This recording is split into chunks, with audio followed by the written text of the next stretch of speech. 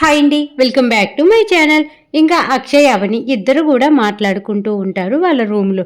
ఇంకా అక్షయ్ అవనికి చెప్తూ ఉంటాడనమాట. అవని వాళ్ళందరికీ కూడా ఇంటికి రావాలని ఇష్టం లేకపోయినా సరే శ్రేయాని అలాగే పల్లవి వాళ్ళని ఇక్కడ తీసుకొని వచ్చాం కదా, కాబట్టి వాళ్ళు అది మనసులో పెట్టుకొని నిన్ను రకరకాలుగా హింసిస్తారని నాకు తెలుసు, నిన్ను రకరకాల మాటలతో బాధ పెడతారని నాకు తెలుసు. కాకపోతే ఈ ఫ్యామిలీ కోసం నువ్వు అవన్నీ తట్టుకొని నా కోసం నువ్వు మెయిన్గా భరిస్తూ ఎలాగోలా తట్టుకోవా ప్లీజ్. వాళ్ళ గురించి అసలు నువ్వేం ఆలోచించుకోమాకు, వాళ్ళు ఏమన్నా కూడా ఏమి పట్టించుకోమాకు అనేసి ఇంకా అక్షయ్ అవనితోటి మంచిగా చెప్తూ ఉంటాడనమాట.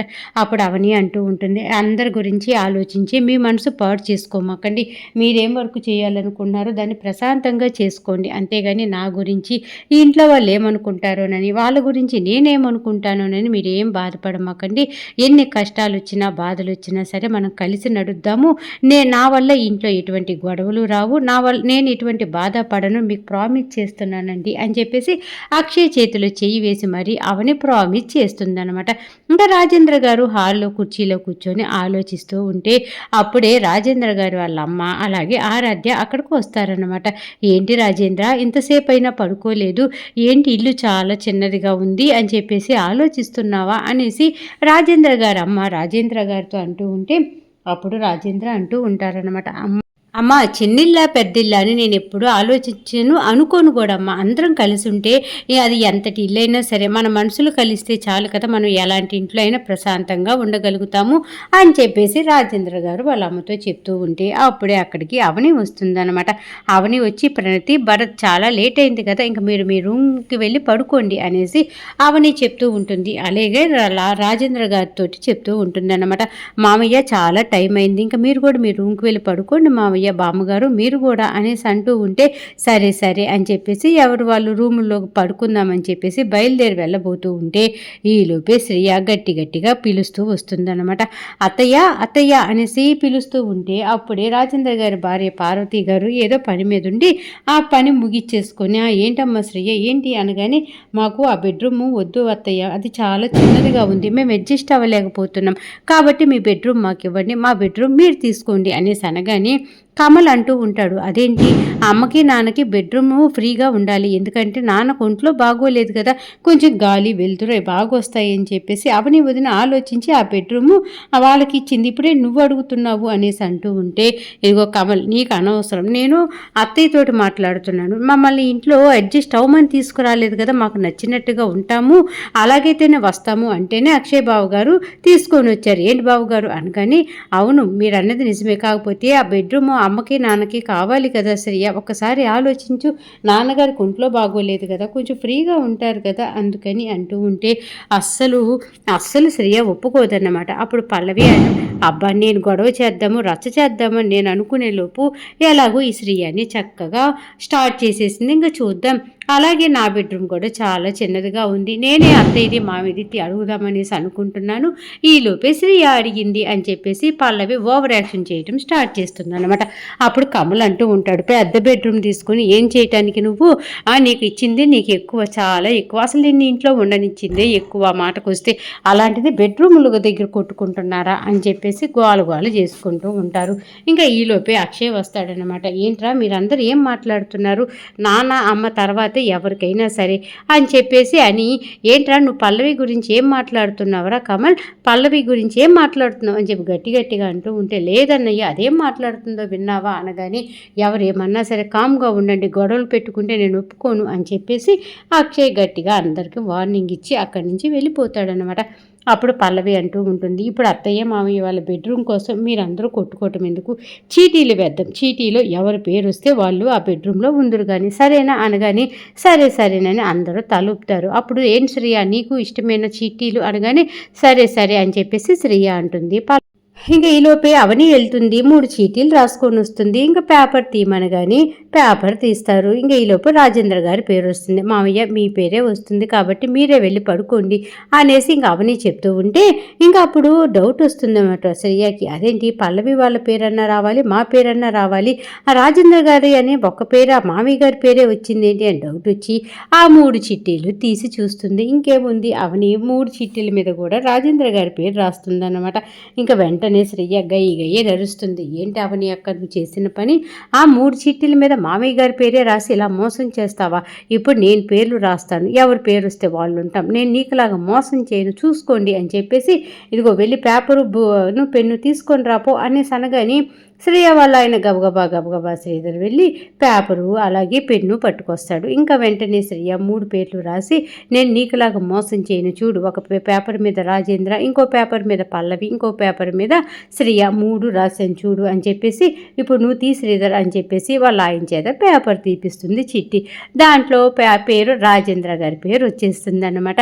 ఇంకా అప్పుడు వెంటనే రాజేంద్ర గారి పేరు రాగానే అందరూ క్లాప్స్ కొడతారు. కమలైతే విజిలే వేస్తాడు. ఆ దేవుడు ఉన్నాడు, ఎవరికి ఏది ఇవ్వాలో ఆయనకి తెలుసు కాబట్టి ఆ రూము మా అమ్మకి మా నాన్నకే ఇచ్చారు అని చెప్పేసి ఇంక అమ్మ నాన్న మీరు వెళ్ళి పడుకోండి, చాలా లేట్ అయిపోయింది అని చెప్పేసి రాజేంద్ర గారిని వాళ్ళ భార్యని ఆ రూమ్లోకి వెళ్ళమని చెప్పేసి చూపిస్తారు. వాళ్ళు ఆ రూమ్లో పడుకోవడానికి వెళ్తారనమాట.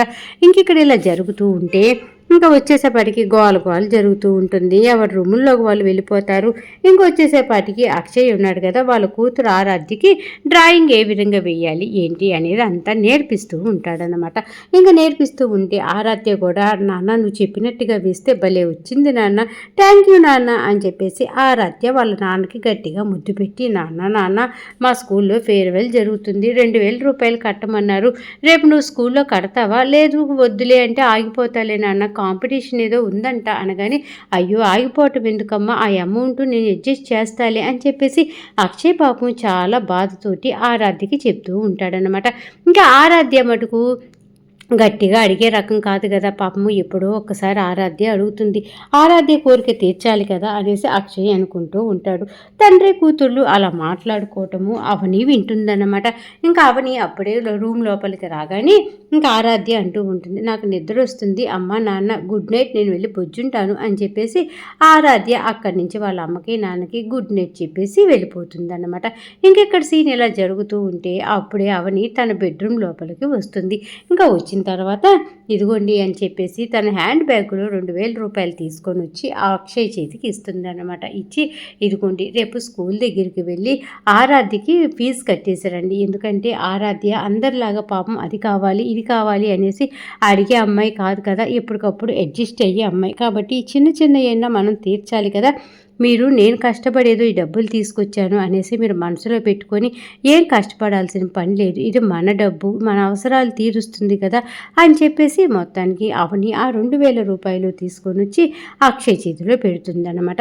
ఇంకా వెంటనే అక్షయ్ కూడా సరే రేపు స్కూల్లోకి వెళ్ళి కట్టేస్తాను అనేసి అవనితో మాట్లాడుతూ ఉంటాడు. చేసేవాళ్ళు ఈ 1000 రూపాయలు 2000 కోసం ఆలోచించి మీ మైండ్ పాడు చేసుకోమాకండి, మనం ఇక ఏ వ్యాపారం స్టార్ట్ చేయాలి, బిజినెస్ ఎలా స్టార్ట్ చేయాలి అవన్నీ కూడా ఆలోచించండి అని చెప్పేసి అవని అక్షయ్ ఇద్దరు కూడా చక్కగా ప్రేమగా మాట్లాడుకుంటూ ఉంటారు. ఇంకా తెల్లారిపోతుంది. చక్కగా వంటగదిలో వచ్చేసేపాటికి పార్వతి అలాగే మన ప్రణతి అలాగే మన పార్వతి వాళ్ళ అత్తయ్య గారు ముగ్గురు కూడా పనిచేస్తూ ఉంటారనమాట. అప్పుడే పార్వతి గారు వాళ్ళ అత్తయ్య దగ్గరికి వచ్చి అత్తయ్య మీరు కిచెన్లో ఏం చేస్తున్నారు అనేసి అనగానే అవని ఒక్కటి ఎంతమందిగా నుండి పెడుతుంది చెప్పు, ఒక్కలన్నా హెల్ప్ చేసేవాళ్ళు లేరు కాబట్టి నేనన్నా అవనికి హెల్ప్ చేద్దాము అని చెప్పేసి కిచెన్లోకి వచ్చాను అని చెప్పి ఇంకా రాజేంద్ర గారు అమ్మ చెప్తూ ఉంటుంది అనమాట. ఇంకా వెంటనే ప్రణతి అంటూ ఉంటుంది, నిద్ర లేచినప్పటి నుంచి ఇల్లు చిమ్మేదాకా కూడా వంట పని అంట్లు బట్టలు అన్నీ కూడా అవని వదినే చూసుకుంటుంది. ఒక్కలన్నా కానీ అంటే పల్లవి కానీ అలాగే శ్రేయ కానీ వచ్చి ఇంత హెల్ప్ కూడా చేయట్లేదమ్మా, అవని వదిన మటుకు ఎంత పని చేస్తుంది చెప్పు అని చెప్పేసి ప్రణతి అంటుందన్నమాట. ఆ మాటకి పార్వతి గారికి బాగా కోపం వస్తుంది. ఈ ఇంట్లో ఇంతమంది ఉంటే అవని ఒక్కటి పని చేయటం ఏంటి, అవని ఒక్కటి కష్టపడటం ఏంటి అని చెప్పేసి గబగబా కోపంగా శ్రేయ రూమ్లోకి వెళ్తుందన్నమాట. ఇంకా శ్రేయ మటుకు నడి మంచం మీద బోర్ల తిరిగి హాయిగా దిండు మీద కాళ్ళు చేతులు వేసుకొని పడుకోని ఉంటుంది. ఇంకా పార్వతి శ్రేయ అని చెప్పేసి ఎంత లేపుతున్నా కూడా లెగదన్నమాట. ఇంకా అలాగే శ్రీయాని చూస్తూ ఉండిపోతుందా. ఇంకా ఈరోజు ఎపిసోడ్ ఈ విధంగా జరిగిందన్నమాట. మొత్తానికి చిట్టీలు వేసినా ఏం చేసినా రాజేందర్ గారికి పార్వతి గారికి ఆ రూమ్ వచ్చేసిందని చెప్పేసి ఇంకా పల్లవి ఓరికి కుళ్ళుకుంటూ ఉంటుందన్నమాట. చీట్లు ముందు వేసి తీసిన ఆ పేరే వచ్చింది, ఇప్పుడు రాసిన ఆ పేరే వచ్చింది అని చెప్పేసి కుళ్ళుకుంటూ ఉంటే అప్పుడే అవని అంటుంది కదా, మీరెవరూ బాధపడాల్సిన పని లేదు, ఇంకొన్ని రోజుల్లో నేను మన ఇంటికి మిమ్మల్ని అందరినీ తీసుకొని వెళ్తాను, మీరెవరు ఆలోచించొద్దు, బాధపడొద్దు అని చెప్పేసి గట్టిగా జవాబు చెప్తూ ఉంటుందన్నమాట. మొత్తానికి ఈరోజు ఎపిసోడ్ ఈ విధంగా జరిగిందండి. అరుణ, బాగుంది సీరియల్, చక్కగా చెప్పావు, అర్థమయ్యింది అనుకుంటే మర్చిపోకుండా నా ఛానల్ని లైక్ చేయండి, షేర్ చేయండి, సబ్స్క్రైబ్ చేసుకోండి. అలాగే కింద బెల్ సింబల్ ఉంటుంది కదా, దాన్ని గట్టిగా ఒక్క బాధేసేయండి. ఇంకా ఈ సీరియల్తో పాటు రకరకాల సీరియల్ చెప్తూ ఉంటాను. ఒకసారి నా ఛానల్లోకి వెళ్ళండి, చూడండి, నచ్చితే మటుకు మర్చిపోకుండా నా ఛానల్ని లైక్ చేయండి, షేర్ చేయండి, సబ్స్క్రైబ్